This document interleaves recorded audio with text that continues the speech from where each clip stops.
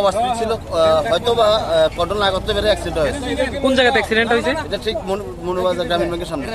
কি কোটায় বাইকের মধ্যে বাড়ি দিছে? দুইটা বাইক। দুইটা বাইকের মধ্যে বাড়ি দিছে। এখন চালকের অবস্থা কেমন? অবস্থা খারাপ, হ্যাঁ অবস্থা খারাপ। ওকে প্রাথমিক ট্রিটমেন্টের জন্য বিছানা ফেলে নিয়ে যাওয়া হয়েছে, ওদের আত্মীয়স্বজন এসে বিছানা ফেলে নিয়ে গেছে। ব্লাড বের হচ্ছে দেখছিলাম, একদম হেভি ব্লাড বেরিয়েছে, মনে হচ্ছে ভিতরে ইনজুরি হয়েছে। এই যেখানে ব্লাড পরে আছে। কি মনে করতে আছেন? যে বাইকটা বাড়ি দিছে সেই বাইকটা খুব স্পিডে ছিল, ওভার স্পিডে ছিল, মাথা হেলমেট ছিল না। আপনারা গতি নিয়ন্ত্রণের জন্য কি চাইবেন?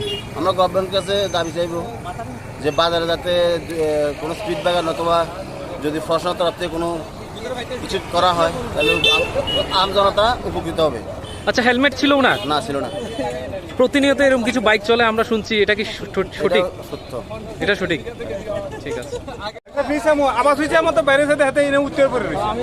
গাড়িটা কোন দিক থেকে আইছে? কি গাড়ি ছিল? গাড়িটা দেখছি না আমি, হ্যাঁ তো পরে আবাস হয়েছে। আর ওই দোকানটা শো আসছিল, দোকান খুললে আমি ফ্রিজ চাইতে আছি, একটা ফ্রিজ কিনবো মনে হয়। হ্যাঁ দেখছি আমি ফ্রিজ কিনবো। আর